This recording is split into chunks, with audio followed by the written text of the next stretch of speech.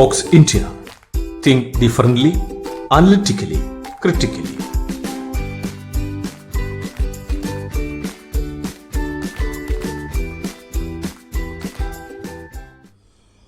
Welcome to Talks India 2. In this impactful session, renowned social activist and founder of the Narmada Bachao Andolan, Mrs. Medha Patkar, delves into the vital topic empowering youth for social justice and sustainable development, a call to action. This inspiring talk, organized by the Kottayam Public Library and the Mulamoottil Achen Foundation, Tiruvalla, took place in the library on October 13, 2024 at 4 p.m. Let's engage with her powerful message urging the next generation to live with purpose and vision.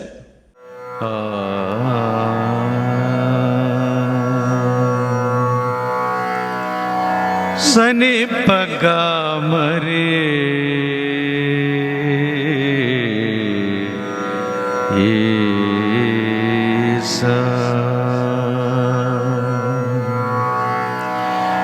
ईश्वर प्रभुवर ईश्वर प्रभुवर जीवन दायक ईश्वर प्रभुवर जीवन दायक प्रेम सरोवर Namo Namo. Before I proceed with my welcome address, let me once again get back to our melancholy duty of remembering Ratan Tata, who died on October 8th at Bridge Candy Hospital, Mumbai. It is coincidental that our chief guest, Medha Thai, was an alumni of TIS, Tata Institute of Social Science, Mumbai, doing her PhD. So, for her also, along with all of us who are assembled in this hall, we have to remember the great man who strode like a colossus across continents as an industrialist and also as a philanthropist of great repute.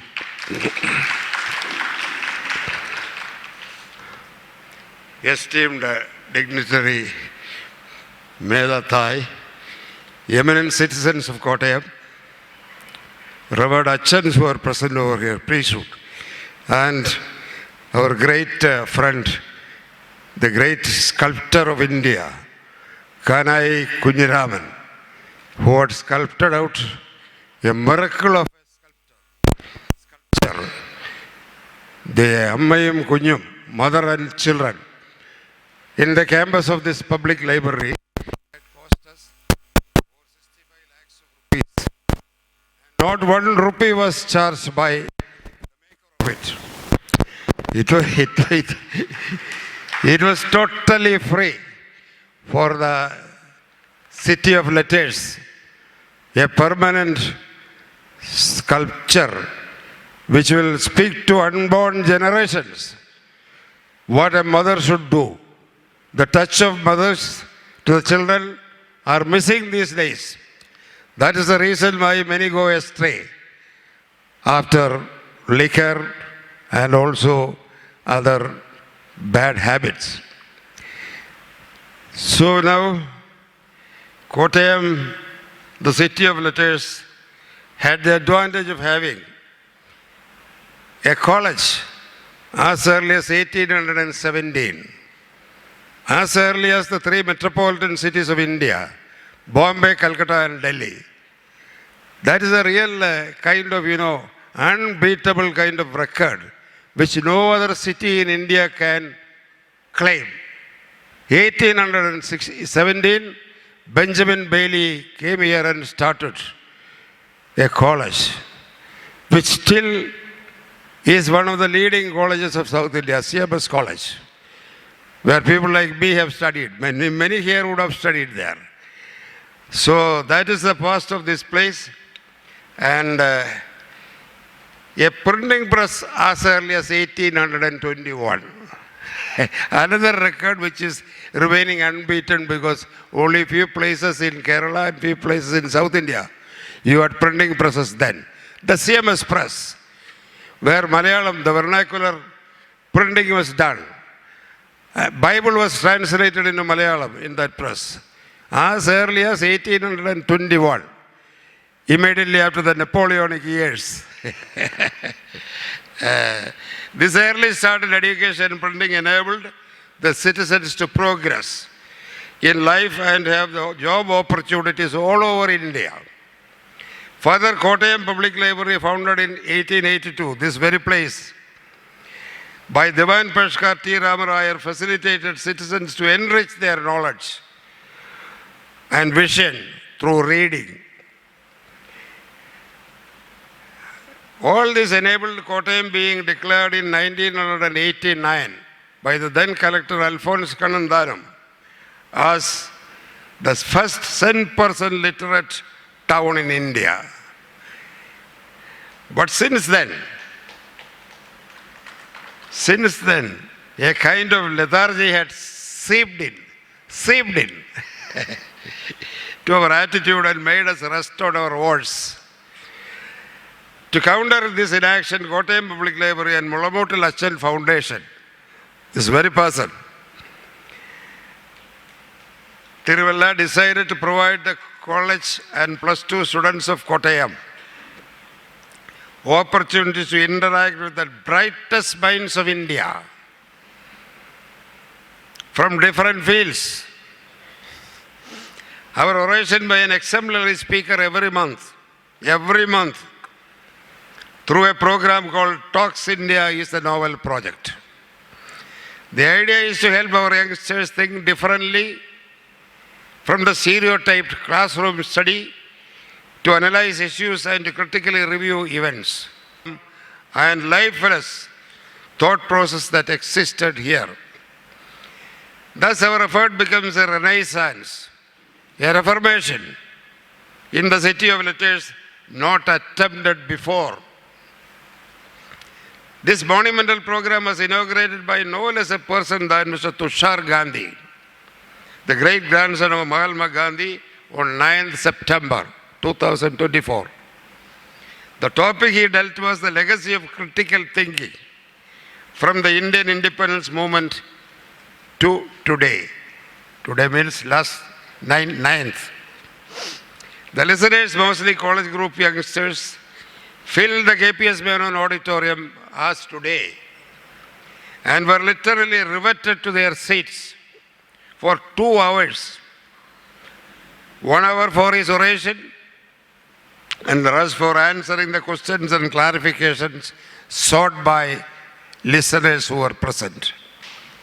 Today we have Talks India second, featuring Medha Patkar, renowned social activist and founder of Narmada Bachao Andolan. This is a rare and invaluable opportunity to engage with a leader who is deeply committed to social justice, sustainable development and environmental rights of people. Mrs. Patkar will be speaking on empowering youth for social justice and sustainable development, a call to action. This timely subject will inspire our youth and the children to think critically about their role in shaping a more just and sustainable future. Her dedication to ethical governance, community involvement, and balanced development align perfectly with the mission of Talks India.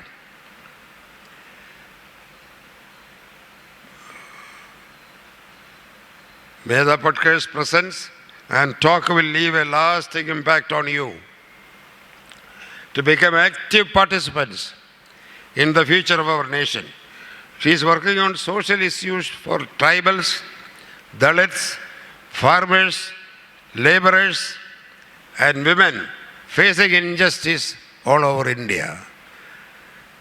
She is the founder member of Narmada Bachao Andolan in Madhya Pradesh, Maharashtra and Gujarat.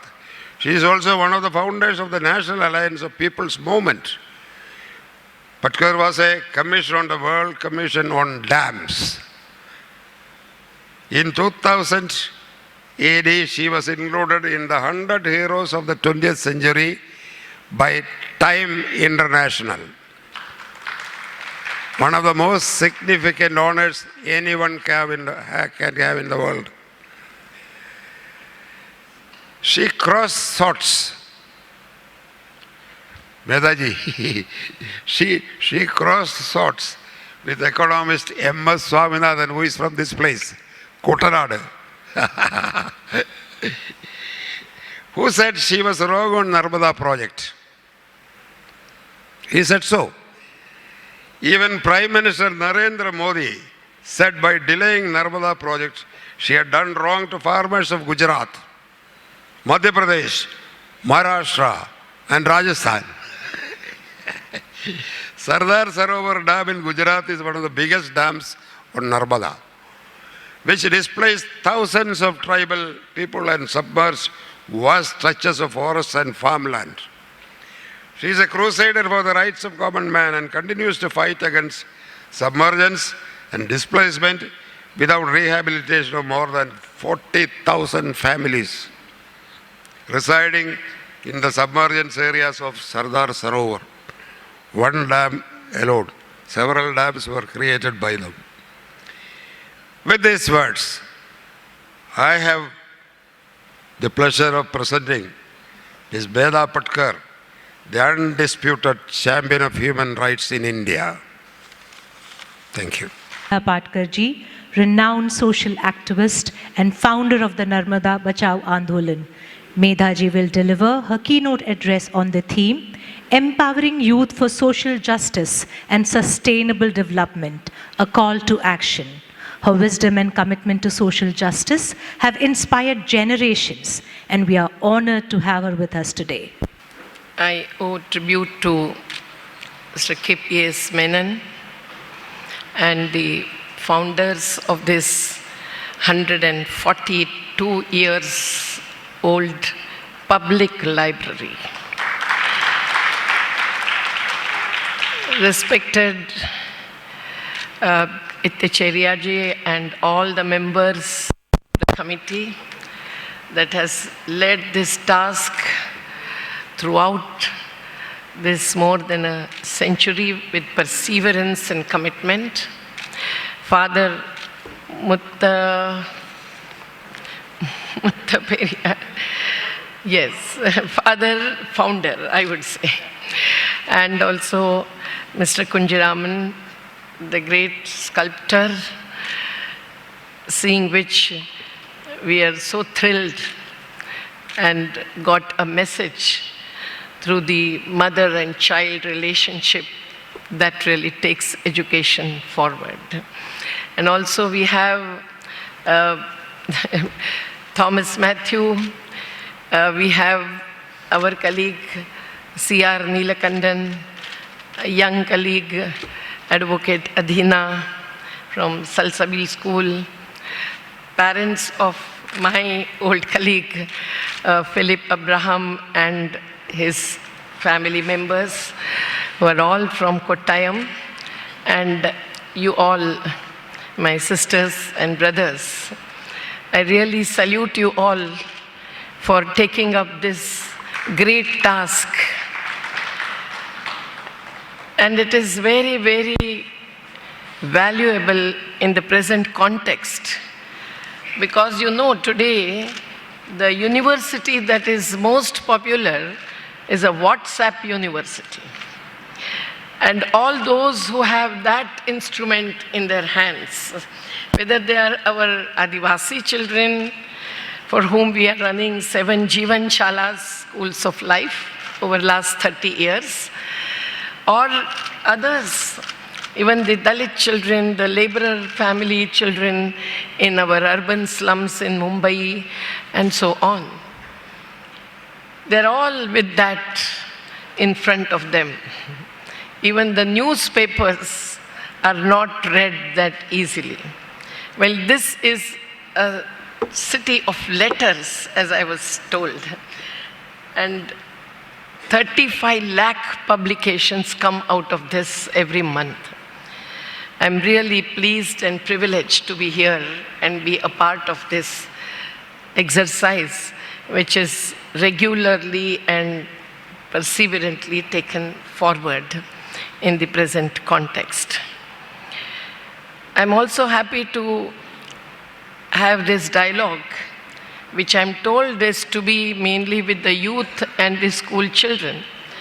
But seeing the elders also in front of me, I don't have to necessarily talk about the youth. But how do you define a youth? All of us are young still, because those who are still active and who are courageous and confident to take the path towards our own goals as per our own vision, which comes from Mahatma Gandhi, Baba Saheb Ambedkar, Mahatma Phule, Birsa Munda, Savitribai Phule, and so many others, including Periyar Ramaswamy and all. And I therefore really think that we are all young enough to really have this dialogue about empowering ourselves for social justice and sustainable development. This morning, I gave a talk along with C.R. Neelakandan and others on Gandhian vision on economy, ecology, and life itself. And here, sticking to the theme, I would say that we all have to know, by whatever is happening around us, what is it that we have achieved. When we celebrate the freedom that we have earned, and we celebrate it with Tiranga, we celebrate it as Amrita Mahotsav and call it as Amrita Kal. We means the rulers give us the message. They give the slogans, they give us the posters, and it comes to us one-sidedly. But Tiranga is something that really reminds us of at least the three values that are reflected. One is the green, which is the color of greenery, which is the green cover on the earth, which is today in danger.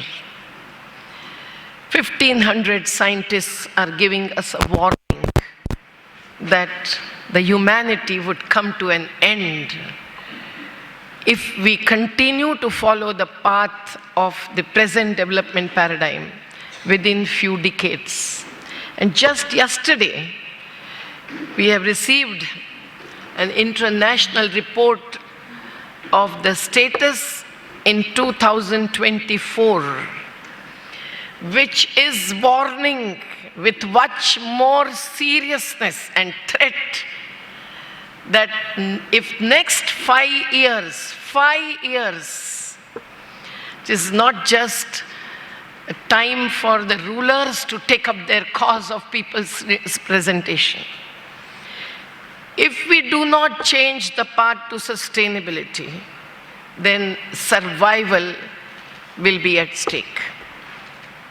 Just yesterday, whole day, we were in Wayanad, in Tiruvalla, in Mundakai,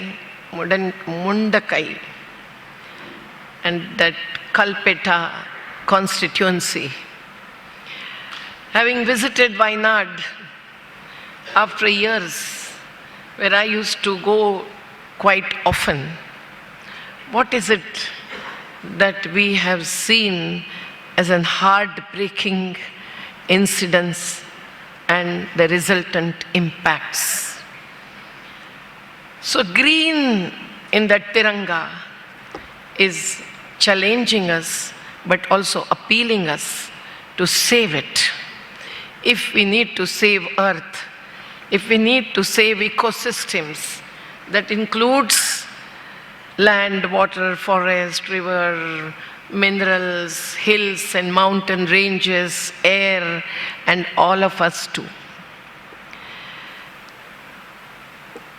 Saffron, a color which is flying through the flags all over the streets in Kerala. Best wishes to you all on the day of Dashera. But we know that that is a color not only of one religion. It is the Kesariya, a color of sacrifice. So if we, the trustees of all the natural and human resources and life around us, of humans and living beings, how can we not sacrifice? What is it that is needed from us? How far can we proceed, and in what directions, through what vision and what actions, is something that we must address when we are fluttering the flag. And of course, white is a color of peace. If we want peace, not only in India, in the nook and corner, but also in Gaza Patti and Lebanon, how to really make the impact of our position supporting peace and harmony is the question we need to answer to ourselves. I feel ashamed to hear that at least 2 lakh people have faced death in Gaza Patti and West Bank of Palestine. I remember when the Palestinians had come to Andhra Pradesh in the India Social Forum and met me, and they wanted to know about what should happen, what should be done in the sector of land acquisition. When they narrated the whole story, I said, this is not land acquisition, it is land accumulation. It is the capture of your resources, and that is forcible. Land acquisition, with everything attached to land, that started since the British Empire in India with 1894 Act, also had some process, a due process of law, as we say it in the court when I plead the cases. But today, even in India, if it is not as worse as in Gaza Patti, a similar kind of accumulation through encroachment or impingement, not only on the land, but the land rights and right to survive and right to life and livelihood of the natural resource-based communities is happening. So peace is shattered. And we know that in Kerala, which is a beautiful and bountiful state, rich elites or even middle class come to see the nature, leaving their world, which is no more that green, to be with the green. And there are all messages on the airports, on everywhere, on the roads, that go green, go green, go green. But when they're coming there, and for them, increase in the number of resorts and malls and whatnot. In Uttarakhand, if you see, the women used to get their livelihood from tourism. Small shops, and they used to sit there. And people used to visit those 4 dams, but there was no big Char Dham Rasta, and that was prevented and objected to by the great environmentalists like Ravi Chopra ji, who was the chairman of the Supreme Court appointed committee. But who listens to the reports? Who complies and follows the judgments and who stand for laws as per our constitutional framework. Our constitution says that yes, economic development is not to be bypassed totally, but economic development should have what kind of goals and objectives? What path would achieve those is the question that we must answer. If it is economy without ecology, as one union minister had raised a question in the parliament, I won't take the name, that tell me, members of parliament, do you want environment or development? Isn't it laughable? Is there any development, any symbol of development, say this building and construction, is it possible without natural resources and human resources? If not, then environment and development dichotomy is a false one, and we must really think about it with great consciousness about everything that is happening around. The rivers are encroached upon, as I told you. The big dams, Sardar Sarovar, the name was taken here. You would say that, oh, we fought for 39 years. We used to say till August, 39, 39 saal, bemisal. But having seen the library for as old as 142 years, I don't dare say it here. But over 39 years, when we could achieve rehabilitation of not just landholders but landless also, what is it that the dam has achieved and for whom is a big question. I won't go much into the depth, but remember that the dam was mainly built for Kutch and Saurashtra, and the people of Kutch and Saurashtra are screaming today. They have not got jal, they got a gift of rail on the birthday of our Prime Minister of India. And that's because the water is not flowing into the fields. There is no micro network of canals built, except in one tehsil, Rapar of Bhuj, of Kutch. They were looking forward to, and we have number of posters, to the Narmada water reaching the end of Gujarat in Kutch. But it has reached long back, although we are blamed whenever the election comes at the doorstep, that we are urban nakshals and we stop the water from going to Kutch. Water reached Kutch years ago, but it went to the Adani's ports. It went to a handful of big cities, and 450 companies in Gujarat have received water, maximum by the Coca-Cola company. I remember the struggle of Plachimada, Irula, Adivasis, which still have to fight irrespective of the all-party resolution of Kerala Assembly for getting the compensation of their losses. Imagine if this is happening, and that particular dam, which was assessed as cost-benefit analysis with 4,200 crores by the Tata Economic Consultancy Services, that had openly said in the report that we have no data on Narmada, hydrological data. There is no time given to us beyond 3 to 6 months for getting the loans, the debt from the World Bank. And hence we are using the data of Tapi River, the sister river. Is that scientific? And now the cost that is invested in one single dam of Sardar Sarovar is 90,000 crores. A dam cost is included Statue of Unity, about 3,000 crores, all the tourism projects around, and so on. Who will have this post-facto analysis? Only those who get affected, those who face impacts.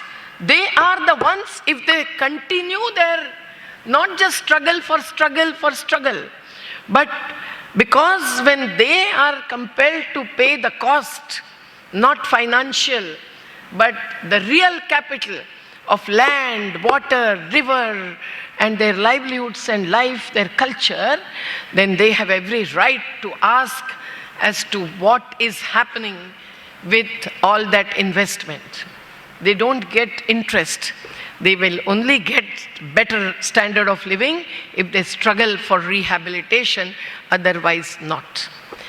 So I was just saying that this kind of things that are happening in the name of development, much of it is happening without the appropriate impact assessment. The Sardar Sarovar's environmental impact assessment, the international highest eminent high power body with Canadian judge and UNDP vice president, anthropologist, ecologists, who have clearly said that this is going to be a destructive project and will not achieve the benefits, and rehabilitation is impossible. But still, the governments push it forward. It becomes a status, an egoist issue. And it is the politics and economics that is hands in gloves, not only through electoral bonds, but also through developmental bonds, as I call it. Now that bondage really pushes it forward, at whose cost and at what cost is something that we all must look into. Whatever projects come up around us, it is our duty to really apply our mind, to use the Right to Information Act of 2005 and take all the information and study it. Just yesterday in Wayanad, we referred to a project that is planned and proposed of a tunnel, a big tunnel to replace the hairpin roads, due to which the travelers are facing traffic jam. No doubt about it. But can that tunnel help anyone save the Western Ghats? Don't forget Madhav Gadgil report, please. He is today very sick and old. But all the agencies, government agencies, expertise, and the Gram Sabhas that had participated in bringing out that report has brought up the fragility of the Western Ghats. It is one of the most vulnerable states, while we call you bountiful state as well.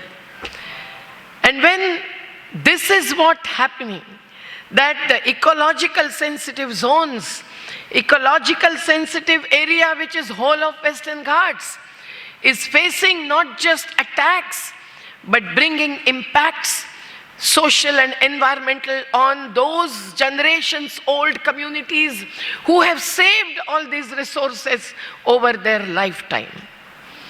Isn't it something that makes us feel so bad and so agonized? And this is what is the environmental issues.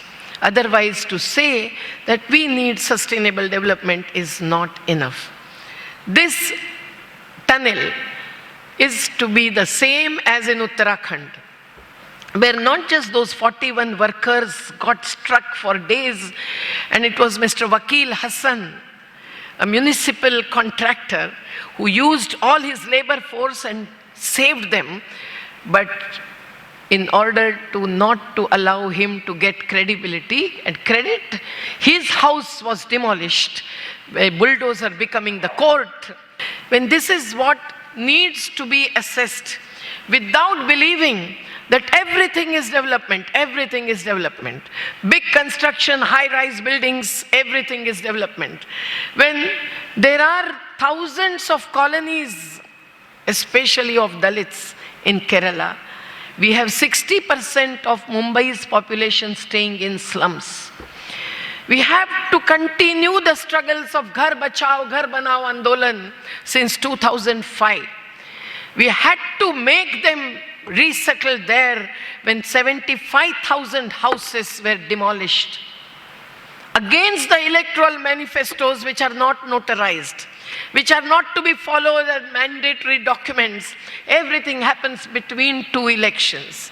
And hence, we as people's movements have to save our space, which is no doubt political space, but beyond electoral politics, beyond parliamentary politics, and you all can be a part of it and take up this responsibility and role to save nature and save people. Noam Chomsky has said it is profit over people that is affecting life.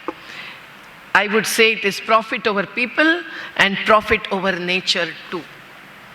What the tunnels have done in Uttar Pradesh, in Uttarakhand, the same thing do we accept happening in Wayanad again, after having faced landslides in 1984 and then 2019 and now 2024, heartbreaking experience.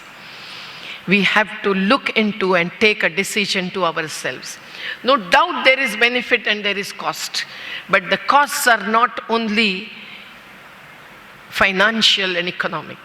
If it is Kerala, if the people who are affected, who were first displaced and shifted little away, and now again their part is affected by highways or K-rail, then how can they not raise their voice?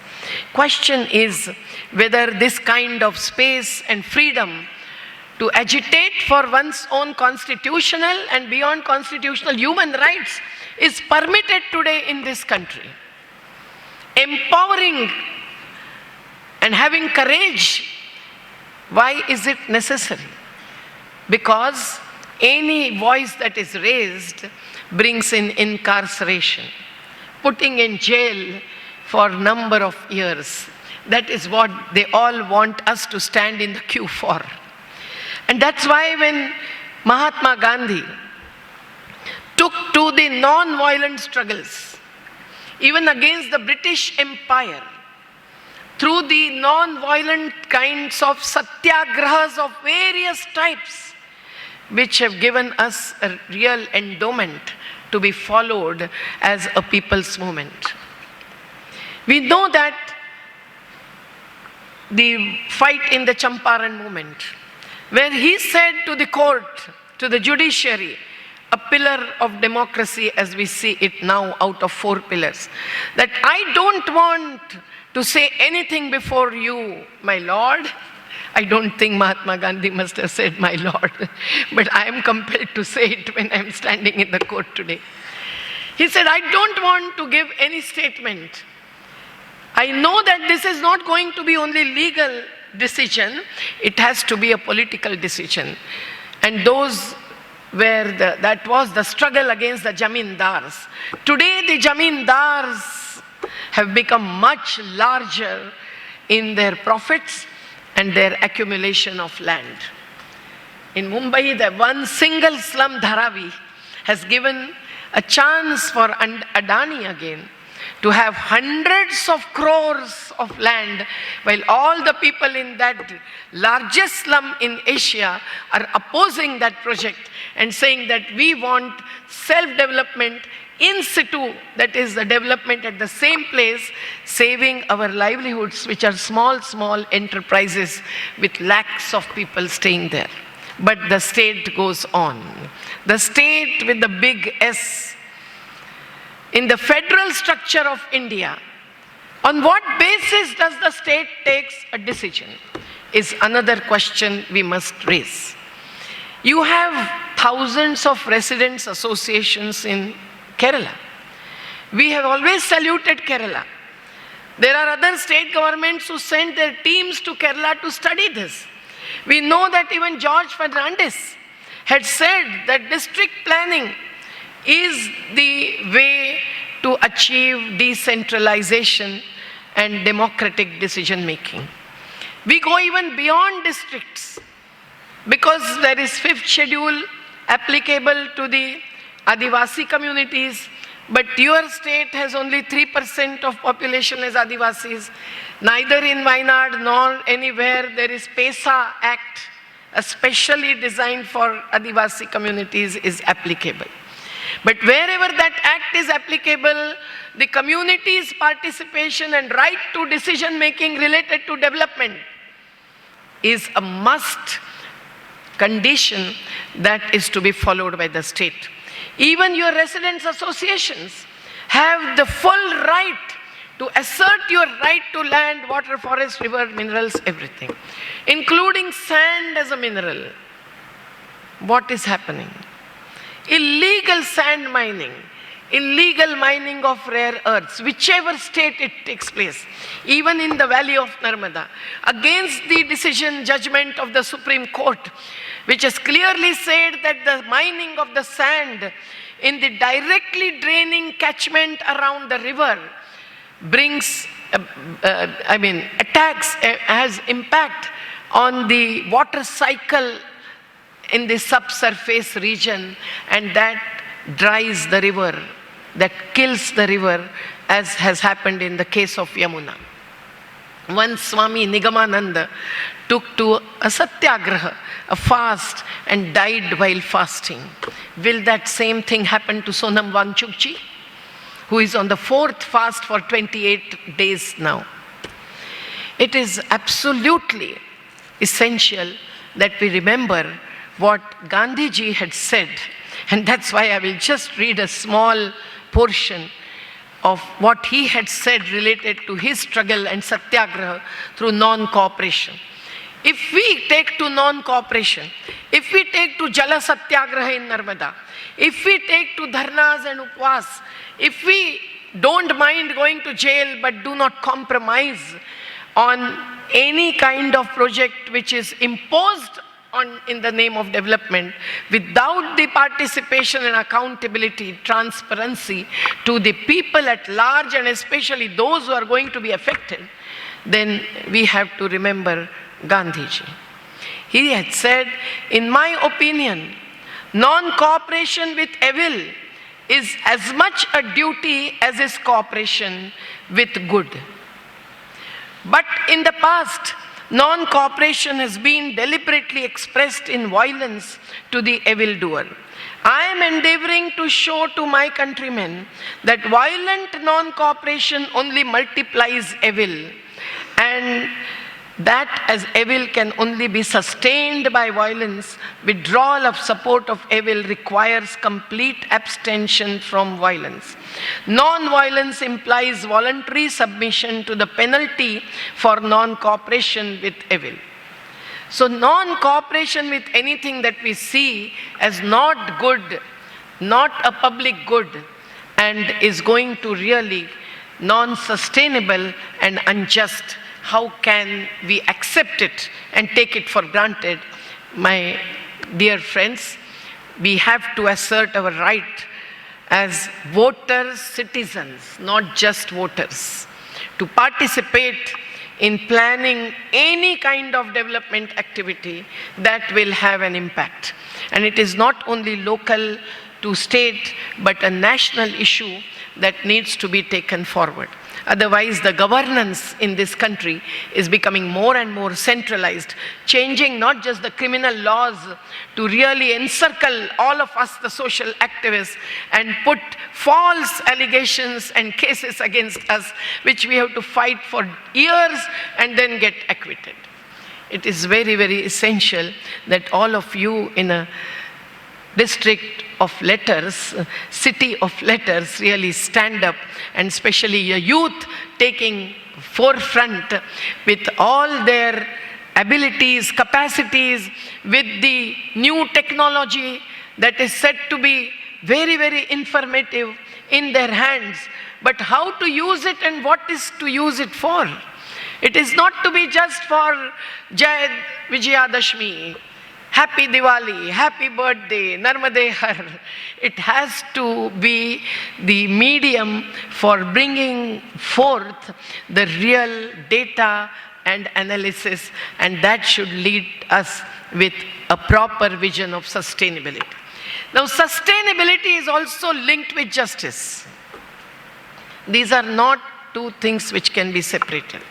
What is the situation today in India? Kerala is comparatively better in terms of the wages given to the workers and so on. So many migrant laborers come here also. But have you not seen the scenario of migrant laborers during pandemic? We had to fast for days on the border of Maharashtra and Madhya Pradesh to stop thousands of people walking with the blisters in their feet and with their children, with their baggage, not even on cycles, but on feet, up to 1,700 to 2,000 kilometers. Is this a Dandi Yatra, which Gandhi started with 78 people and finally ended with 2,000 people and gave rise to a big movement which lakhs and lakhs of people joined him? That yatra was a struggle for rights, and this is a struggle against the impacts that these workers are facing. What is happening to the working class in India? To be very, very short, and 95% of workers are called unorganized. What do you mean by unorganized? They are more organized than the government servants. They are more organized than the bank employees. They are unprotected workers. They do not have any social security, economic security. And today most of the industries are run on the contract labor, against the law which says equal work, equal benefit. Against the law which says only that work which is seasonal, or only for a few hours a day, or few days a month, that can be given to contracts. But those who work much more than the other employees are also taken as contract laborers, so that they can be hired anytime and fired anytime. We have to fight with the Industrial Dispute Act, 1947 Act, when Dr. Baba Saheb Ambedkar was a law minister, and Mahatma Gandhi ji has made Pandit Jawaharlal Nehru take Baba Saheb Ambedkar in the cabinet, which name he saw as missing. Many people do not know this. But that Industrial Dispute Act, that Interstate Migrant Workmen's Act of 1979, that Contract Labor Act, many acts are now going to be disappear. And instead of 29 of 44 national acts, 4-week labor laws are being imposed. When were these laws amended? How were the amendments passed in the parliament? It was the same time when more than 140 members of parliaments were thrown out in the name of this or that reason, so that one party can get it passed. Whether it is the change in the criminal laws, so that if we are put in jail, it will not be just 14 days as it generally happened, it can be up to 90 days also. It is the change in the labor laws which will benefit the companies and the corporates, but not the workers. It will change the process of resolution of industrial dispute between the employer and employee. I will not go into the detail as if I am pleading, but you are the judges. I have to plead before you that please understand the situation faced by the working class. Those construction laborers who build the high-rise buildings, do they have necessarily a house of their own? Every slum in Mumbai is again under threat because the minister himself, the guardian minister, is a big builder and developer. We have to fight before the State Human Rights Commission. You, my young friends, can take up the cause. You can study the laws as our Adina is studying, all labor laws. She had not gone into the labor laws earlier, but now she has taken up that cause. You can do it. Wherever you see injustice, wherever you see inequity, socialism and secularism, out of the two words as values which are incorporated into the preamble of the Constitution in 1976, much later than 1949, when the constitution is, given to you in your hands. But even in that constitution, when there are many directive principles, if you have not read the full constitution, I would give you, if today or later, a small leaflet with 30 points that you must read, giving 60 minutes of your life. That is in the constitution. Article 39, saying that economic development should not be such that a handful of people will have the maximum property in their hands in India. That is exactly what is happening against the directive principles. And there are so many principles, free education up to 14 years and so on. But is that followed while changing laws or while bringing in new legislations? No. So if this is what the people's representatives, elected with crores of money's investment and so much of effort and running across happens in context of election every year, many times, that doesn't mean I would support one nation, one election for other reasons. But if this is happening, then beyond elections, between two elections, when the budgets are changing, all allocations are made without the consent of the members of parliament and members of assembly, why can't we assert our right as citizens, as voter citizens, as Upendra Bakshi used to say it in front of Supreme Court in our case, that we want this, we reject this. That is the duty to be performed by all of us as civil society members as well. And that's because there is no right to food for crores of people in this country. If 80 crore people are still living on 5 kg grains, without dal, without tel, हमारा नारा है, वारे सरकार तेरा खेल, सस्ती दारू, महंगा तेल. They are facing this. They are bearing this. Our widows, our women, single women, the poor laborers who are annadatas, holders are not only the farmers. The farm laborers are the real creators.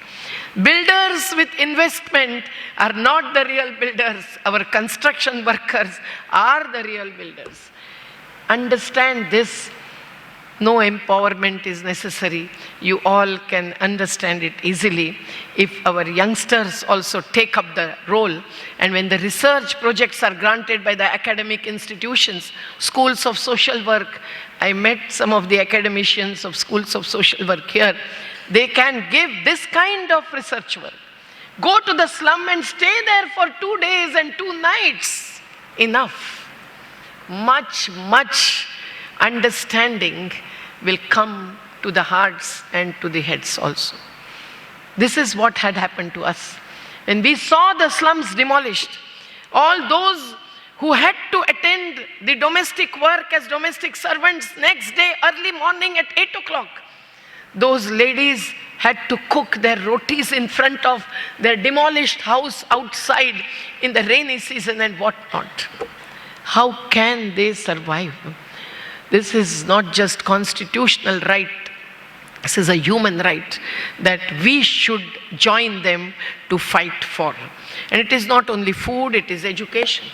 Globalization and liberalization. Who has benefited out of it? There are two views amongst even the educated intellectuals. But if we really study with details, not just look into the remedies that are distributed at the election time, or the claim that is made that the employment generation is taking place with more and more of industrialization and privatization, which is totally false.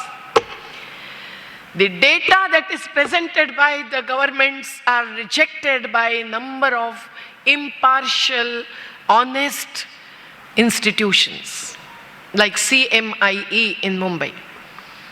So has the corona post-pandemic period given rise to further employment?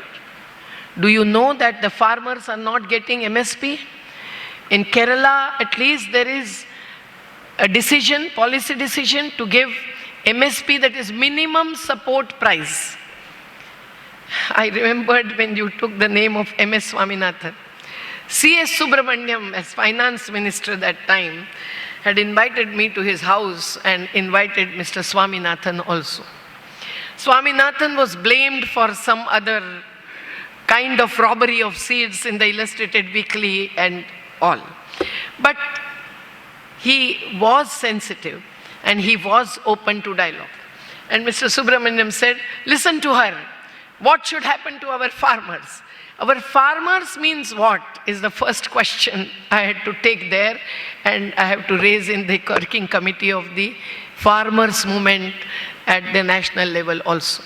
Farmers mean farm laborers, cattle grazers, fish workers, Adivasis living on the forest produce and all.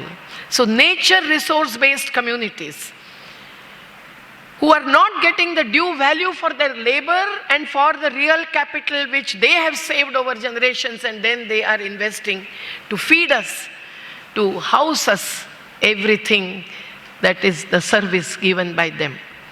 This inequity has taken the vulgar, peaking state and the few corporates. 1% of the top earners who claim with pride that they are first in number, second in number, fourth in number amongst the global corporates. Yes, they are the beneficiaries. But is that benefiting this country really to bring in equity and justice? Economic justice is missing in this country. No doubt some middle class comes up. I've seen the many advertisements in Kerala, which is about the overseas education. There are corporate agencies who are helping the Kerala youths to go away as early as possible. Beautiful pictures of the beautiful girls I could see on the posters. But what is the impact of that? This country is missing them after having invested so much of money. Their parents must be missing them when they need their children to stay with in their old age and so on. When I said once to one of our colleagues in Kerala that, oh, I need a Keralite intern first who can then continue to work with me in our organization, which has no foreign funds, not even touched a paisa of the big foreign awards that we have received. But as a movement, we'll give some honorarium, and that would be very good, because I know that the Keralites are most literate and brilliant students and youth. But I was told that, oh, then you have to send the appeal international level because they are all there. You have to get them from there. I said, my God, I don't want a foreigner, Indian converted into foreign, to get back. So I would appeal to my young girls and boys to really take up a commitment to work for our own country. Otherwise, Desha Bhakti, Rashtravadi, all these concepts have become empty, and vacuum is presented through that. So I really feel that when we need to really ensure all these basic need fulfillment as the first and the foremost vision and goal of development, we have to all look around us. What is happening? Who is hungry? When you travel on the Delhi streets, you will find hundreds of old women with children lying on the footpath, where even during rainy season they leave their beddings and go for work. When they come back, they have to use the same thing for staying there overnight. How can 5 kg rice or wheat really feed beyond 8 days to any individual? This dearness cannot be dealt with allowance alone, which goes to so-called organized sector, not the unprotected sector, and that needs to be. So we want the workers' rights, we want the farmers' rights, we want the debts to be withdrawn. When lakhs of crores of rupees worth debts are written off of the handful of corporates, when non-performing assets, they are few hundred rupees they are getting per capita per day, banks are taking away a part of it. See, when we are human beings, we have to have a human heart, and we have to apply our mind and empathize, not just sympathize, putting ourselves in their situation and imagine how are they suffering. The climate change, the heat and humidity together forms an index. Who is suffering the worst? Not those who can buy a bottle of water. That water goes to the corporates for 50 paise per liter. This is my RTI response.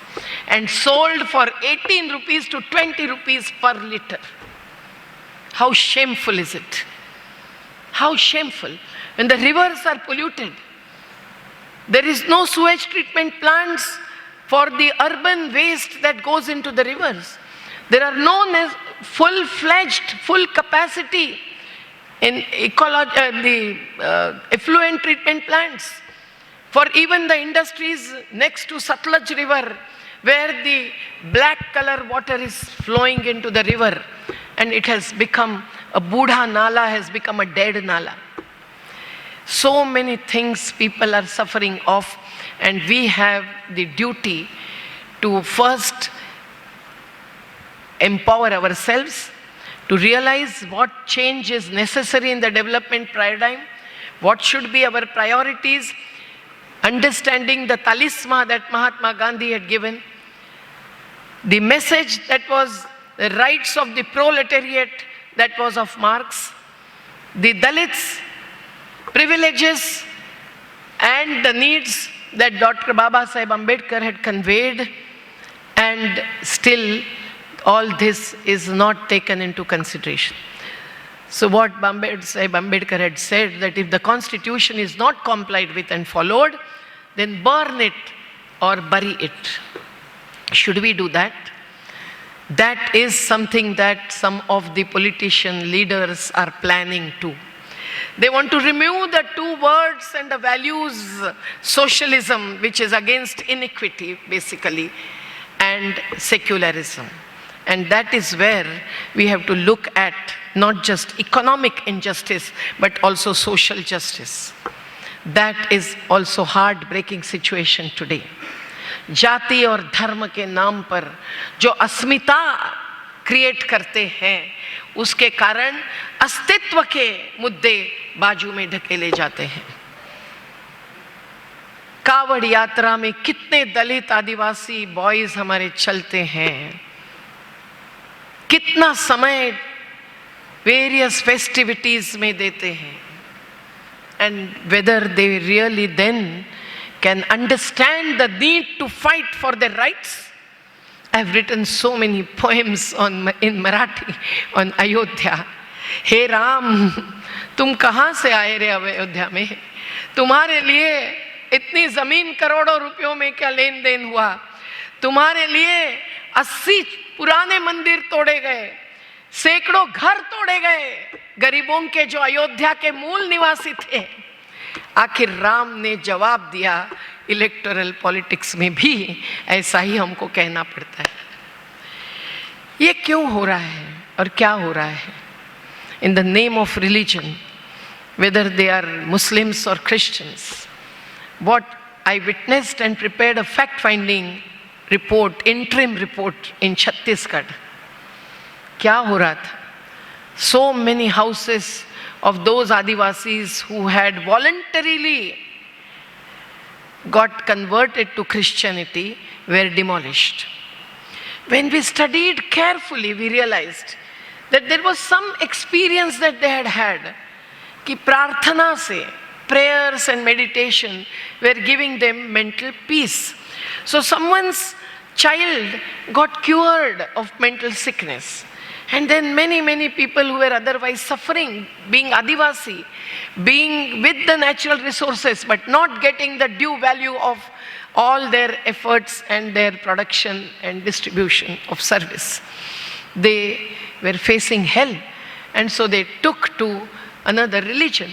Why Dr. Baba Saheb Ambedkar did not take to Buddhism? Doesn't our constitution give that freedom to us? Who were those who had come to demolish it? When we submitted the interim report to Mr. Baghel, he said, Didi, madam, abhi aur iske aage mat likhna. The truth I'm telling you, because today remembered Gandhi's truth and non-violence. I said, क्यों? नहीं, इससे ज़्यादा गड़बड़ हो जाएगी. मैंने कहा, क्या गड़बड़ हो जाएगी? Truth needs to be brought out. You all, my dear young friends, and also the retired officers, researchers, academicians, media persons, advocates, all of you, I appeal to get into fact-finding. Single exercise you can take up whenever you know where injustice has taken place, with Dalits, with Adivasis, or with Muslims or Christians. At least that much duty we can perform. It will not be so easy. Police did not allow me to go there. But I then said, okay, aaj hum nahi jayenge. And after a few days, I took few farmers with me, and chupchap hum log pahunch gaye to Madhya Pradesh ke 2 jagah ke fact-finding report. When Rahul Gandhi was on yatra, it was Bharat Jodo Yatra, meeting the common people, coming on the streets by any and every politician is something that we salute for. But when I gave the reports, we expected that he would also raise the issue in his speech while passing through the same township where much violence had taken place, and till today all have not got justice. Now this social injustice, but I came to know later that some of his comrades, his colleagues, gave him a message not to raise that issue openly. So imagine, showing courage and showing commitment to bring out truth and expose the untruth and the strategies, no, conspiracies to really divide this country and break and demolish the Ganga Jamuna Tehzeeb. All of those communities who had contributed so much in the freedom movement. Read the list of the contributors in the 1857 freedom movement as the first movement in Meerut on the Shahid Stambh. Read the list in our district Badwani in the Narmada Valley in Madhya Pradesh. There are Hindus, Muslims, Adivasis, everyone. And being Hindu is not being Hindutvavadi. Following one's own festivals and rituals and religion. But if Mahatma Gandhi, who was a Rama Bhakta, did not need any mandir to come up everywhere, did not need to go and pray and perform pujas with lakhs of rupees invested, we all can be bhaktas of this thing, but not the andhashraddhas. And no dharma, no religion says that look down upon the other religions and bring in violence. But today, everywhere, violence has become a political and social weapon in this country, which is unfortunate. And whichever party you may be belonging to, you must and you will accept my appeal to really come up and stand up against violence. Whether it is the Gaza Patti or Lebanon, it is heartbreaking. But at least in our country, wherever false encounters take place, wherever the demolition with bulldozer making a court takes place, some judgment comes out of Supreme Court and this court and that court, but that's not enough. Unless the people's power takes the rights in its hand, there can be no solution to social injustice, which also is economic injustice. The Gujarat riots, when we studied the situation in our area, we realized that there was also an attempt to take over land and sources of livelihood from certain communities to really get achievement for the other communities. Caste and caste and caste, not just in selecting candidates, but also in demanding reservation that is happening with every community. How to really support it and not to support it. We need universal policies which would be based on equity and justice. And for that, whether it is in the sector of education, employment, health, we must say that it is the responsibility of the state. Those directive principles that I have referred to. Kindly, my young friends, take the Constitution book in your hand and read at least a few pages every day and really discuss amongst yourselves. As a few youths were there in the Gandhian Mission Congress program today from Karnataka, who are distributing the preamble. But only reading preamble will not help. Understand that Dr. Baba Saheb Ambedkar had said that the directive principle should be a part of that section which is fundamental rights. If that had happened, then we would have stood in the court and said that this vulgar inequity that is faced by large percentage of the real workers, real feeders, real builders of this country, and women face the cumulative inequity. Everything together falls on women who have to not just teach their children as shown in this sculpture, but also rear their children and give them love and everything to really be away from the liquor shops, as Mr. said, but also otherwise to bring them as real human beings, as real citizens of this country. So in order to achieve all this, there are so many things we can do. I cannot elaborate everything, but real development paradigm to be followed in Kottayam, to see what is happening to the open lands, what is happening to the water bodies, are those encroached, what is happening to the tree cover, whatever is saved. It is your duty and your right and your capacity that you can lead with. It is necessary to see that this inequity, if troubling crores of people who are the real contributors to our life, then our sacrifice that is represented by Kesariya needs to be our duty too. And that giving some donation not only for mandir or masjid, but giving some support to the people's struggles, standing by them, sitting with them on the sit-in. If someone is fasting like Sonam Wangchukji, reaching them, we fasted in Delhi because we were not permitted to join the yatras, they were arrested.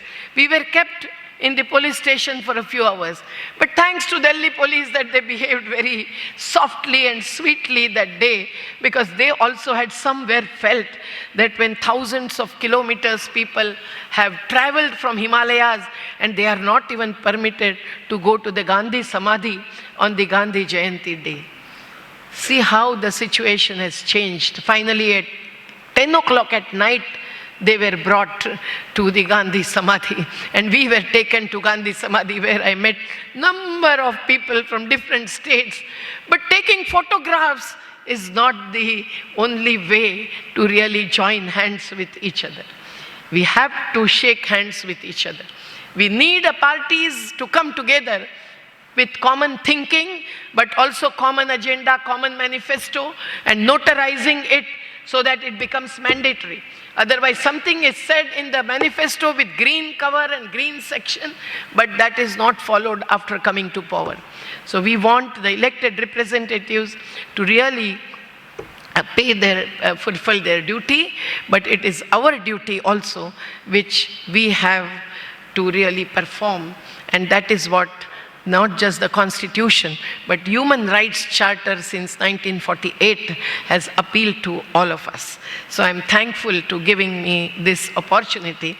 I will only end my speech with a few lines of a song which should really touch our hearts to really fight against casteism and communalism and to move towards caste annihilation. Kya hai jati?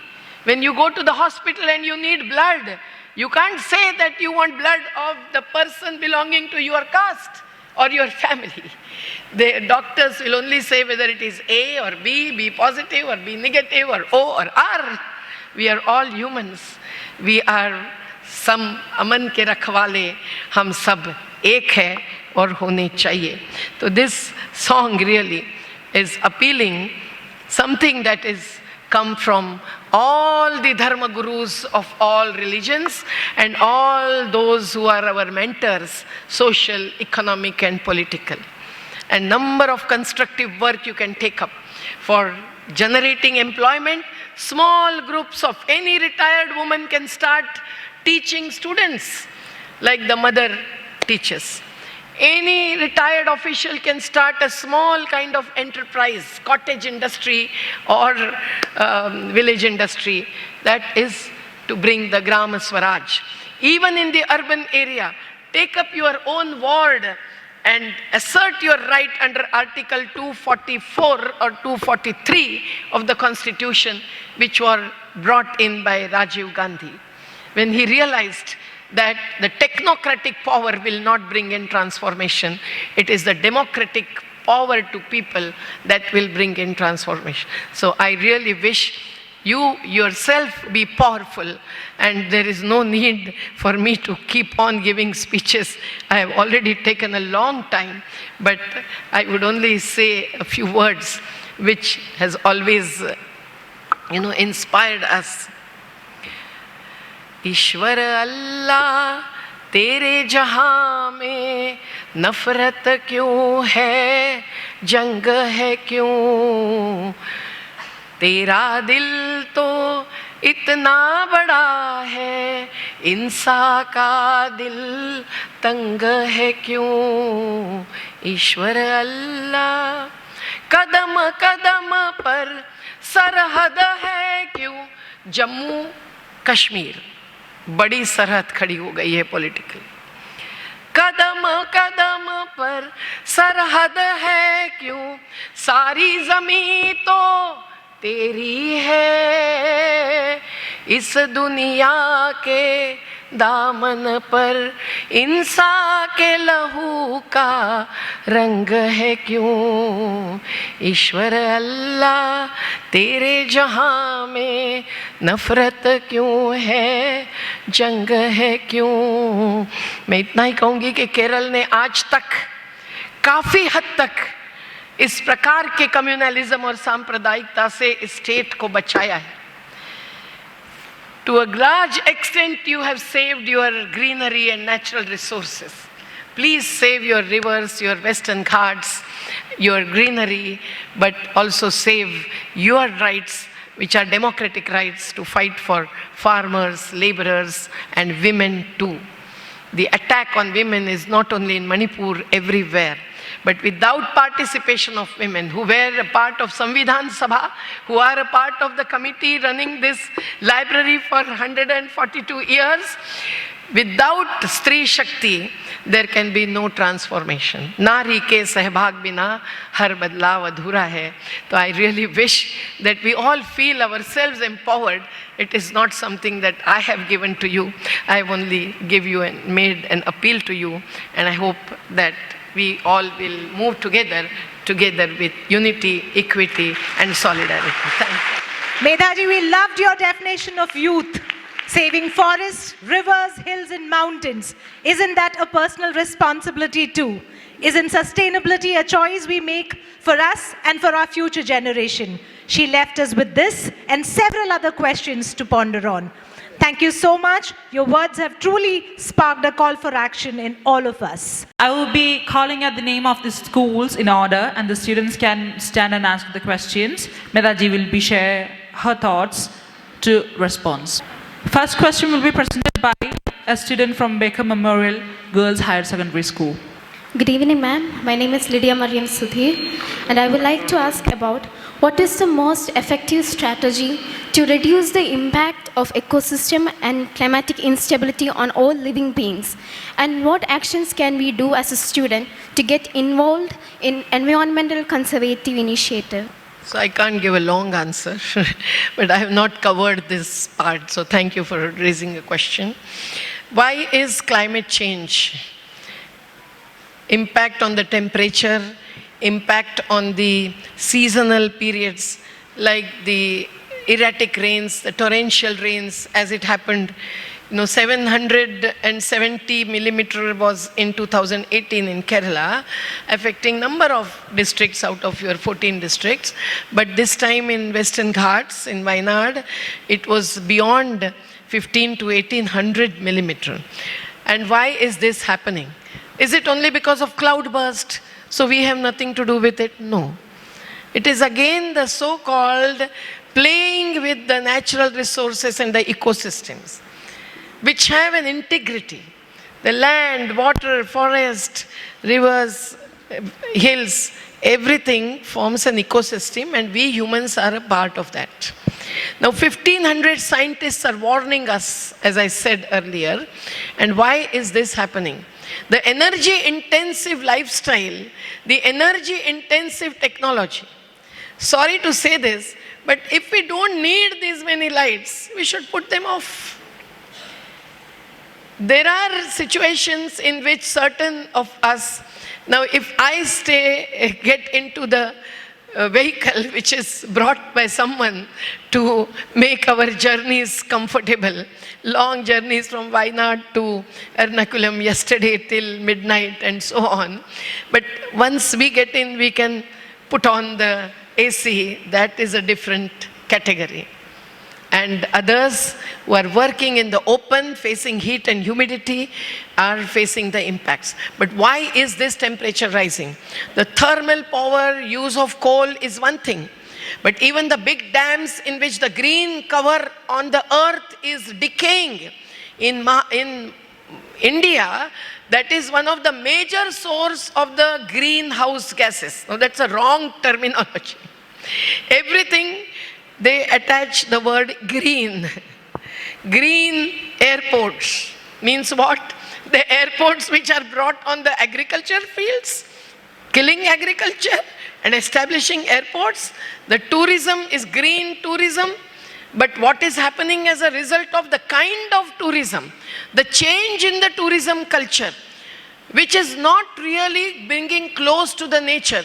Now in the Narmada Valley, they want to bring in the brig Jala Parivahan, cruise, that is going to pollute the drinking water source, which is Narmada, which is 1312 kilometer long river with 1 lakh square kilometer basin.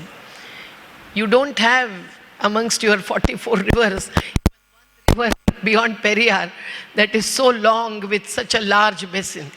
But when they do not mind bringing in such things that pollutes the river, the air, and that also leads to deforestation.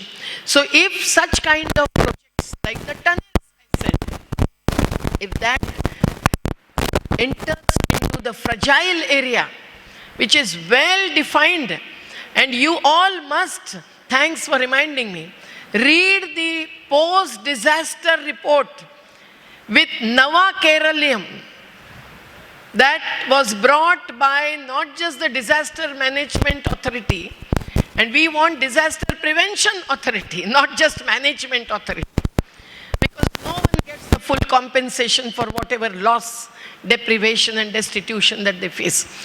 But that report of Keralite, national and even international experts and agencies has brought out very beautifully, but very sad things, that what should happen.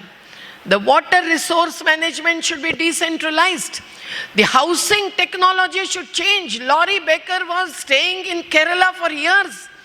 We have a youth from Maharashtra who have studied there.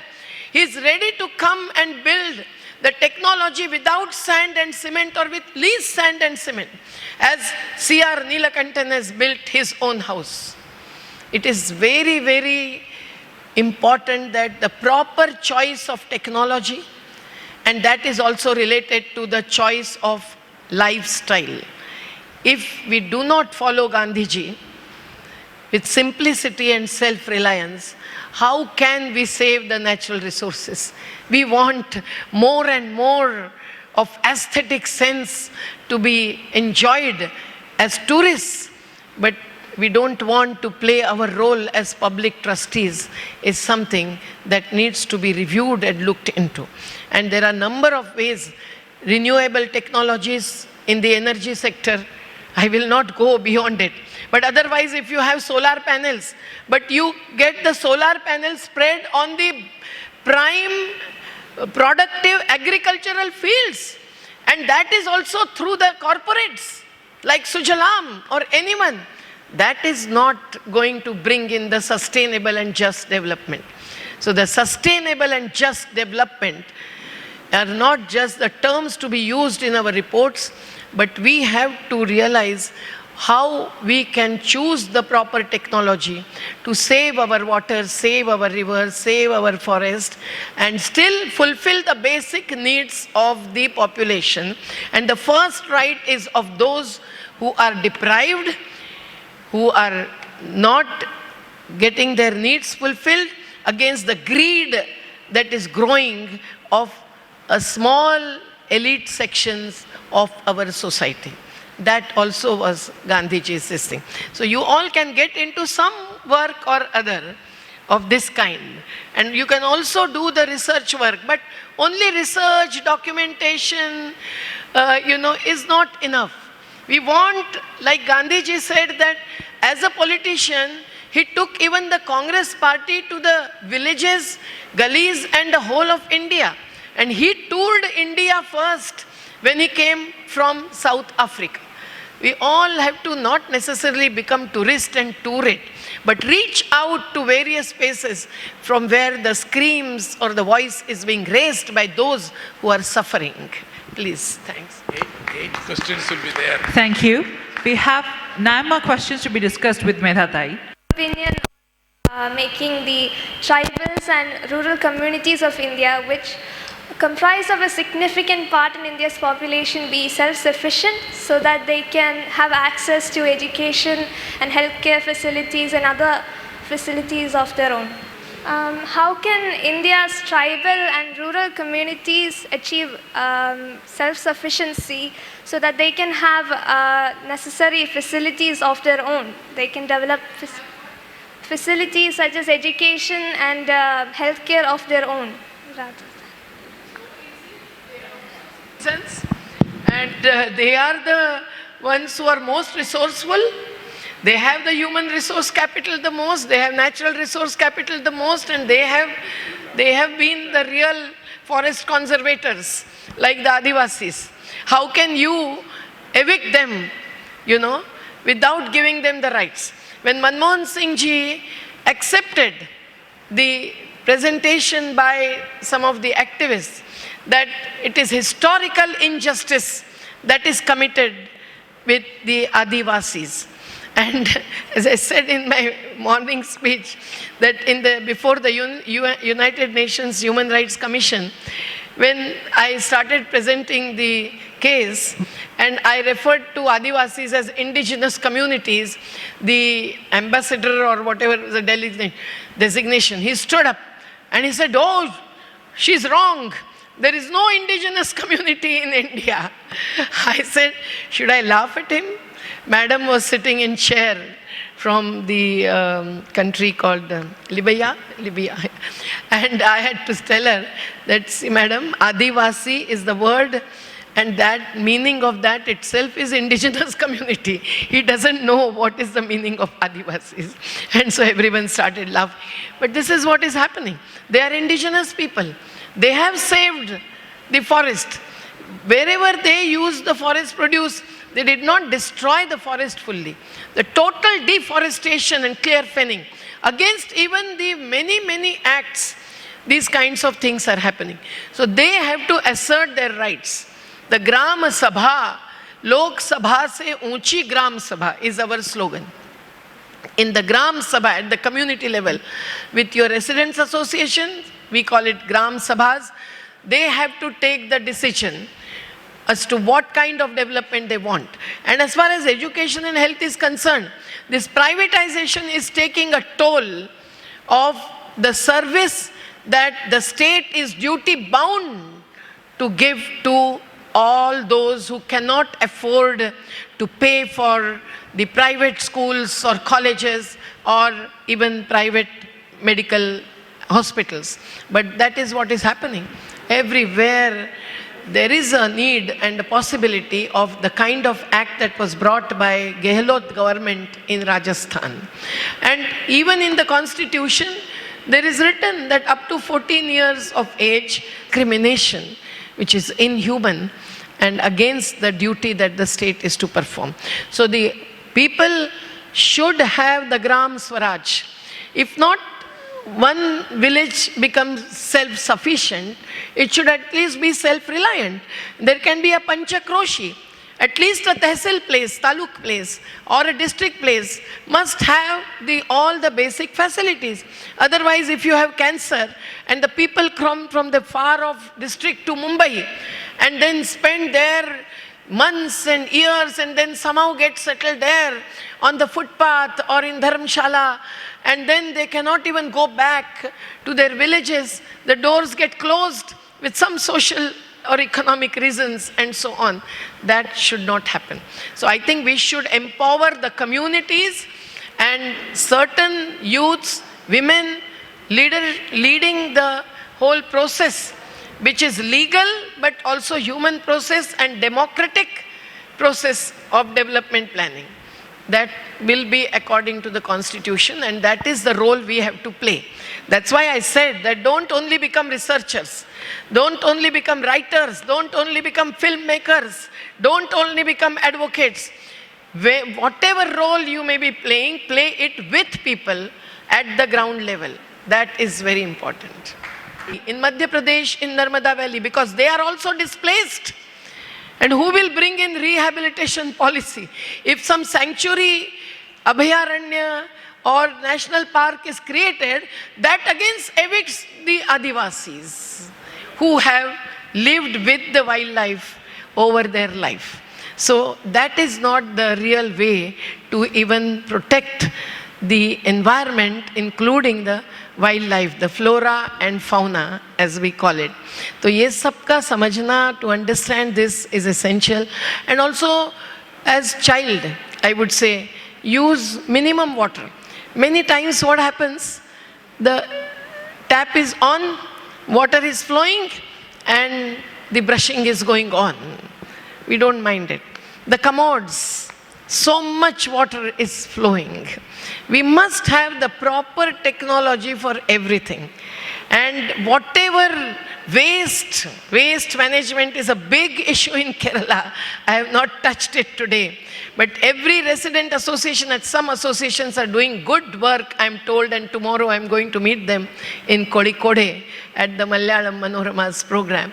But it is necessary to really manage the waste with our own inputs, not just throw it everywhere as the travelers and the buses also throw it. No, you feed the monkeys, you feed the cows and other cattle, but you can't just throw it everywhere.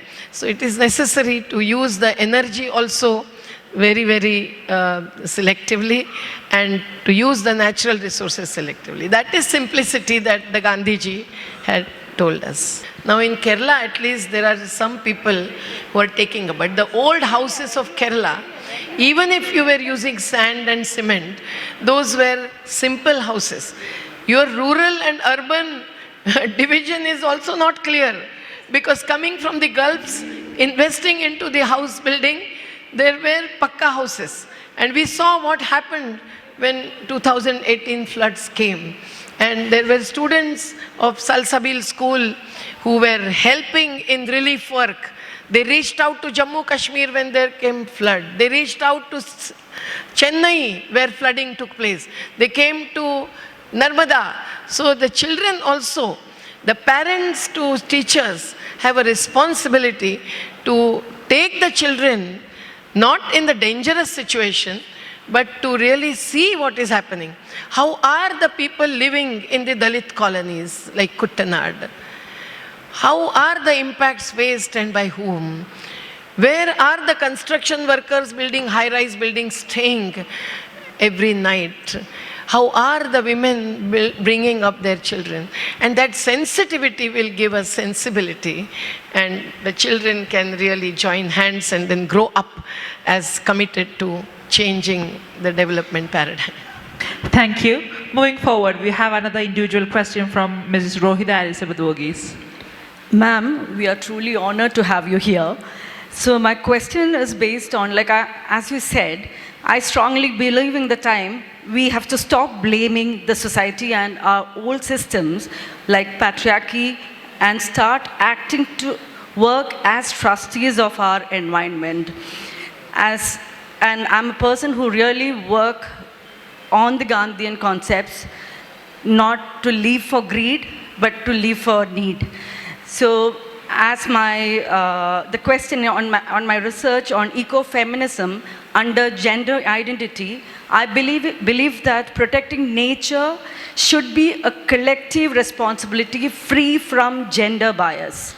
So how do you see the future of ecofeminism evolving, particularly in India, and what guidance would you offer to us working to address both gender inequality and environmental sustainability? I had not covered it in depth. If only I tell you what is happening in Manipur and why, some of you may be shocked. Of course, social media now cover many things, but quite late. Why is the conflict between Kukis and Maitis? That is related to the ownership and contracts, agreements related to the minerals under the Kukis land. And because Kukis, as real Adivasis, were opposing giving their land for the minerals, related to which a number of agreements have already taken place. I have the details, but this time I have not brought it. But if anyone wants, I can forward those pages. Now the digitalization is everywhere. And then if the Maitis become Adivasis, then only they can take the lands from Kukis. And then they can sell the land because they are not like the original hilly Adivasis. Otherwise, non-Adivasis cannot take over the Adivasi lands, right? So this kind of thing happening. Now the women who have the best and the first relationship and the closest relationship with nature, when she is the one who gives birth, how can she not have relationship with life? She cannot tolerate death. She cannot tolerate violence. That doesn't mean that there are no exceptions. But in general, the women, I have met them in jail whenever I was in jail. Those who are put behind the bars under section 302 of murder. But most of them are innocent. But some of the women, when the women-women relationship changes, they also become violent with each other. Now we as women must realize that we have the first right and the first duty to perform to save nature.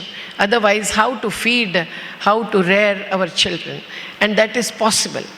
Because women have not just creativity, not just sensitivity, but also, the perseverance, jivatta. No, I'm sorry, my channel changes from Hindi to Marathi to English.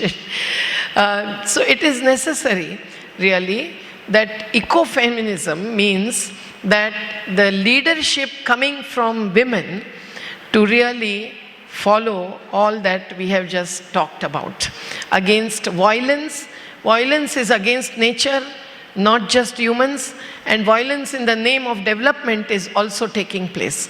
So women can, and if women convey this as the mother sitting with the child, Pavitra, then the new generation will come up for the right kind of leadership with the right kind of vision. And that is what is seen in most of in our Narmada Valley, whenever CR has come, you must have seen many people, that all our pandal gets full with women. Men do not get the place to stand, and we have to make place for them. But this kind of women's coming forward and taking the struggle through 39 years would not be possible if women were not there. Another thing is, women's idiom is different, not just medium. They don't write the hilly Adivasis or even the farmers, family members, women. They don't necessarily write anything, or even nowadays they're using WhatsApp for seeing something or other, but not much for the tasks that we are for. But when any official they face, they take up the chair and sit there and say that I am going to tell you and ask you, and without your answers we will not leave this place. This kind of strength, but still they are not ever been violent in the struggles like ours, which is on the path of ahimsa and satyagraha. I will just take 2 more minutes. One, Mr. Blinkhorn, the World Bank official, when we suddenly reached the World Bank office in Delhi once, traveling overnight, chup-chap, because there was the vice president sitting inside and we had come to know that he has arrived. And we would not have allowed to even reach the doors outside the gates. So we reached there. So then they opened the gates and they called us inside. Not right inside, but in between. And this Mr. Blinkhorn was sent, not the vice president. And when he came forward, and we were talking, Mr. Blinkhorn, we want the answers. You are funding this project. Have you looked into this? We have your report saying that these many studies are not conducted. How can you fund this project? There is no rehabilitation plan. There is no environment. Mr. Blinkhorn was peacefully talking to us. And suddenly one mother of our came forward and she held the hand of Blinkhorn. I was so shocked. I said, Baba, क्या करती हो तुम माँ? ऐसा क्यों करती हो? बोले मुझे ऐसा किया. So I kept quiet. And she only asked Blinkhorn, कि बाबा तुम्हारे घर में कोई महिला है कि नहीं? Do you have any mother or sister or any woman in your family or not? If you have, do you have sensitivity to what they want, what they face? So Mr. Blinkhorn, after years, when he contacted me, and I was for a day in the Cambridge Institute, he said that I still remember that question which your mother had asked. So see, the idiom is very different, and through the songs and small slogans, everything what the women convey is more impactful than the long lectures like mine that we give. Thank you for that question. Good evening, ma'am. Ma'am, you are a green activist and the role model of many. I am Siona Sebastian from Baker Memorial High Secondary School. I would like to ask you a question. Conservation of biodiversity is a global scenario and is mainly carried out by organizations like NGOs. How can we, students, be part of it at the school level? So that is what I'm saying, that in your school also, whichever is your open space, you can use it. It's not just on the 5th of June you plant 5 trees and then there is not even 1 tree surviving. This is what many times happens when the plantation is taken up. They claim that they compensatory afforestation is carried out. This is what everything remains on paper. I will not go into detail, but in one major dam, Sardar Sarovar, I can, explain and prove everything which is happening in many other projects. So one thing that is needed is to save the biodiversity, because over generations there was not this kind of commodification and consumerism. So the forests were saved. And now it is not just increase in population, that is also one factor. But the way nature is handled, the way natural resources are used and misused and overused, that is leading to killing of biodiversity. Now to save biodiversity, so much of efforts went into it to bring out the Biodiversity Act. Madhav Gadgil was one of the contributors, Vandana Shiva was, Ashish Kothari was, and all this brought the Biodiversity Act. Now what has happened? Biodiversity Act is amended. Towards what end? If there is any company, any corporate, say Baba Ramdev's, if he has 21 companies, you may not be knowing also, and how the Rajiv Dixit got in conflict on that issue, etc., etc. But if some such investors who is having an alliance or आशीर्वाद, हमारे यहाँ तो सभी mafia बोलते हैं, land mafia, sand mafia, हमको ऊपर से आशीर्वाद है, ताई कुछ भी करो आप, हम नहीं रुकेंगे. You know, I have stay orders in my hands, but they don't stop, they attack us on the other hand. Sand miners I'm talking about. But when the act is amended in such a way that if someone really affects biodiversity, either through following the due process of law, बोलते हैं, मतलब that's taking steps and what will the impact, assessment, public hearing, but the forest is diverted to that company, or if someone encroaches illegally and kills that green cover with biodiversity, which cannot be reproduced through plantation, monoplantation. I saw so many eucalyptus plantation in Wayanad, you know, that cannot replace and compensate the loss and the impacts due to deforestation in the Western Ghats that has occurred, okay?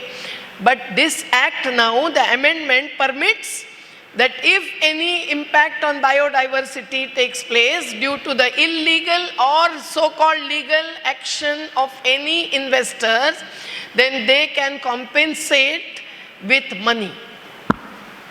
Now this is monetization. So if you say that, ठीक है, एक river is gone, polluted, whether Periyar or anything, doesn't matter, we will pay money for the loss.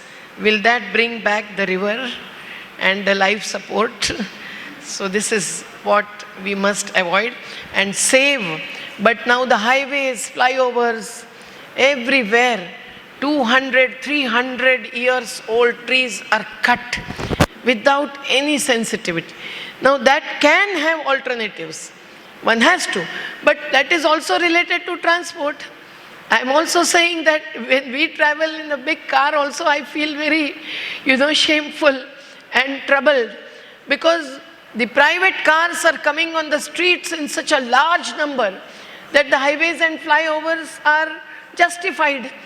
Public transport is not justified, and that is not only polluting the air, taking over the land everywhere, but also, having impact on the biodiversity when the big trees with such huge trunks are clear felled.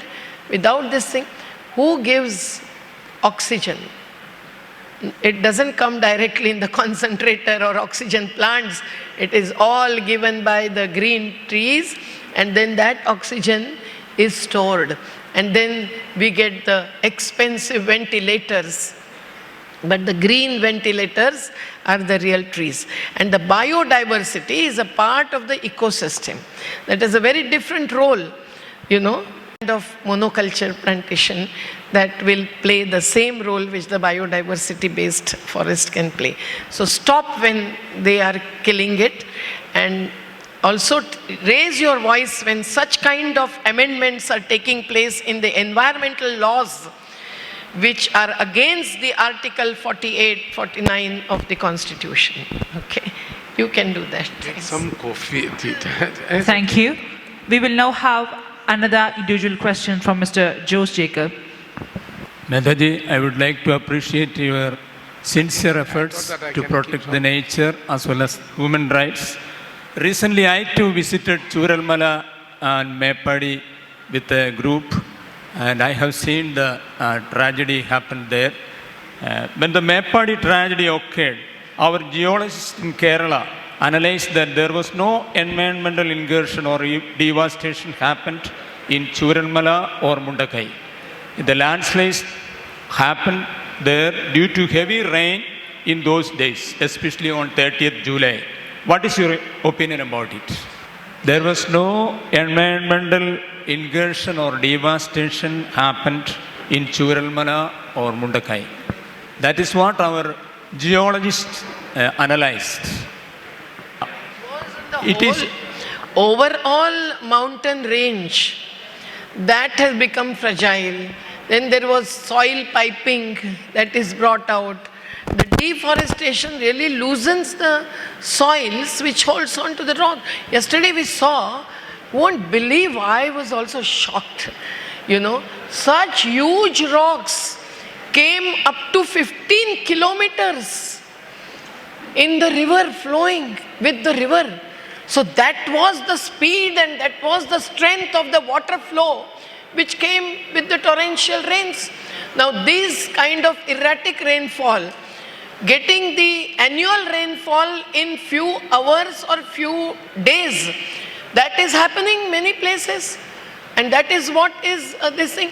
So I'm not saying there is no role of the natures, but it is the nature's reaction to many of human actions and activities. And that is coming through the analysis.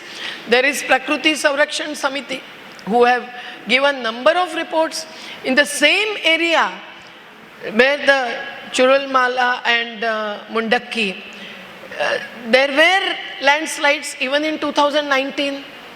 The road and bridge was lost, etc. And the warnings were given through many reports by the environmental NGOs and others, like the Bahadur Shah is there, and there was Shobindranji here, who was also giving all the messages throughout. He is no more.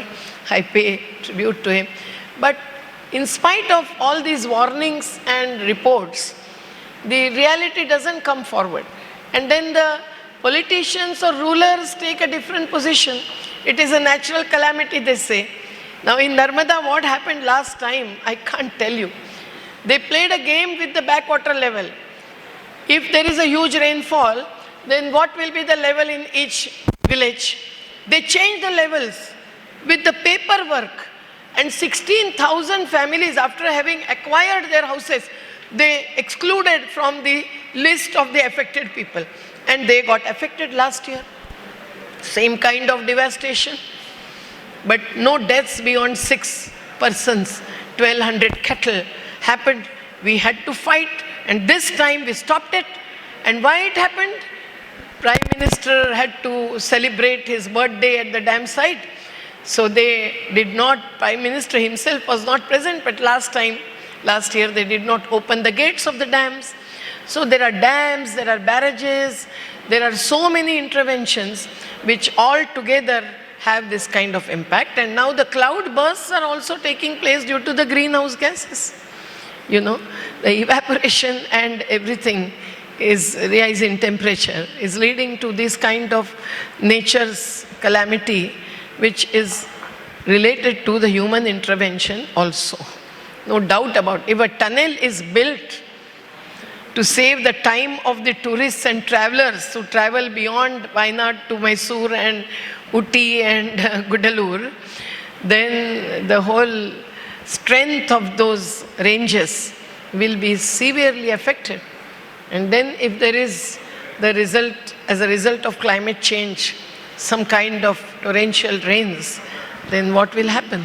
Even today, next to Mundakki, there are families who are in danger. Staying there died, because everything happened late night, up to 4 o'clock in the morning. And church, all the three, symbol of cultural diversity. Now that also is affected. And Adivasis are staying there. But we saw the huge factories, even the tree plantation owners, the tourism business. So for ease of doing business, they are given the opportunity to go right up the top and build the, what is that? Swing. Giant swings everywhere. Now all this is affecting. The metros are affecting the groundwater in many, many cities. People don't realize, Wayanad is also facing drought at times. I mean, how funny it is, It is the cycle that is disturbed and the impacts come up. All don't bring out the truth, but even international reports will think. Yes. Good evening, ma'am. My name is Anna Rahil, and my question is, Mullaperiyar Dam's potential destruction threatens millions of lives. How can we prevent this and how can we save lives? Thank you. It's a real big question, and our CR Neelakanthan is the expert on Mullaperiyar, because in the Supreme Court case, the solution as a proper proposal has already been was put up, and the Supreme Court in a way has given a clearance to the alternative. Alternative to what? Some people say that this dam we are going to face danger, so demolish it and build another dam. Now we all are not for building another dam. Instead, just today we had a meeting with the representative. Our solution is, first and the foremost, to awaken the people to say that although we are aware of the danger of this old dam and there is large population which is facing the risk, but we need a solution which will protect Keralites and also give the minimum benefits that the Tamil Nadu has been receiving in the Kaveri Delta. Now, this is possible. So we as National Alliance of People's Movements want the people-to-people dialogue to be held. When we are in touch with Kutch and Saurashtra in Gujarat and whatever politicians may blame us and defame us, we are in dialogue and that really helps us. Here also it is possible. We have people in the Kaveri Delta, Kaveri region who can have a dialogue, and we are moving towards that. And for that and before that, we have decided that there will be a small meeting of the selected elected representatives who are sensitive to these issues.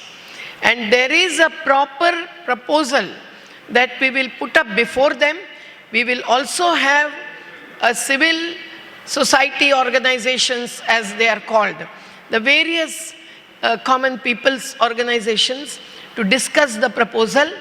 And that proposal says that the water level should not go beyond 100 meters, feet. And in Narmada, everything is in meters. I can't tell you what is the difference. And there is a need for some tunnel which is at the 50 feet. But through that, without further disturbing the ecosystem there, the water can be given to Kaveri region, Tamil Nadu, and they should plan properly how to decentralized way store that water. Power generation is a very small benefit from this dam to Tamil Nadu. Mainly the water is what they want, so that will be provided, supplied, but they must plan properly to decentralized way, save it, and then they will also be fulfilling their need. This is a proposal. So after these meetings, the people in the Mullaperiyar region also want to have a people's march. We all will join them after this process, is what is decided today.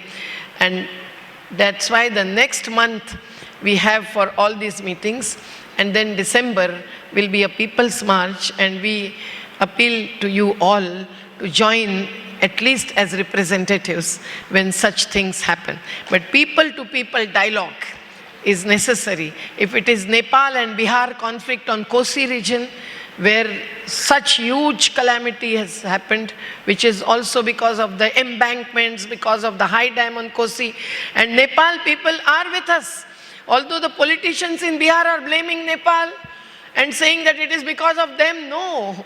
What has happened, we have analyzed. I have in my bag, if you want to see the report of our People's Commission on the Kosi.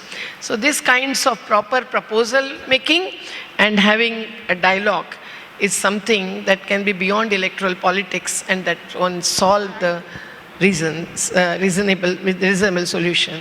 We are very happy that you came here in Kottayam, as well as our Talks India will take this movement further for your program.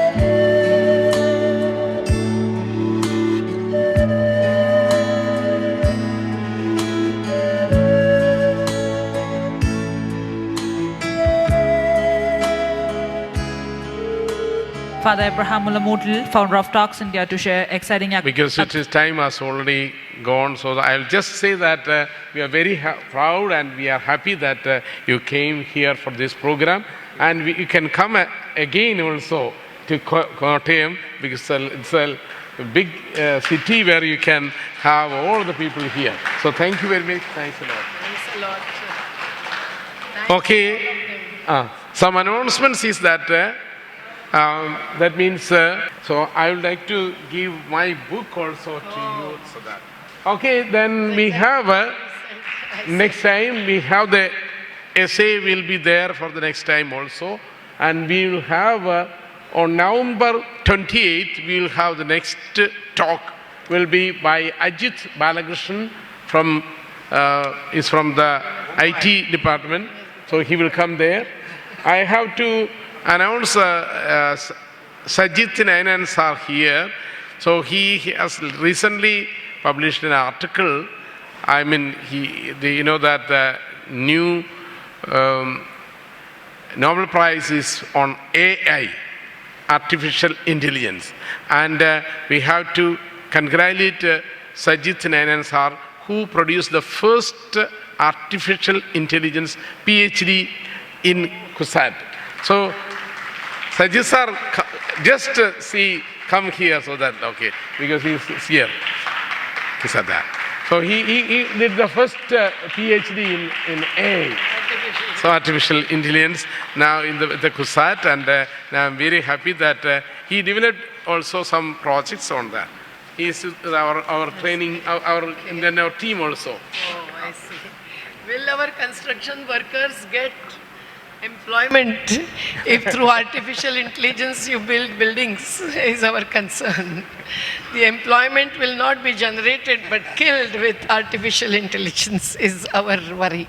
Ma'am, computers did not take away our employment. We thought they would, but they will take away the employment of the unprotected workers, I feel, not of the intellectuals and the educated. Okay, but... Okay. Your analysis must involve that also. As we come to the end of this inspiring evening, I invite you all to rise for national anthem. Janagana mana adinayak jaya he Bharat bhagya vidata Punjab Sindhu Gujarat Maratha Dravida Utkala Vanga Vindhya Himachala Yamuna Ganga Uchchala Jalati Taranga Tava Shubha Name Jahe Tava Shubha Ashisha Mahe Dahe Tava Jaya Dada Janagana Mangala Dayak Jaya He Bharat Bhagya Vidata Jaya He Jaya He Jaya He Jaya Jaya Jaya Jaya He. Talks India. Think differently, analytically, critically.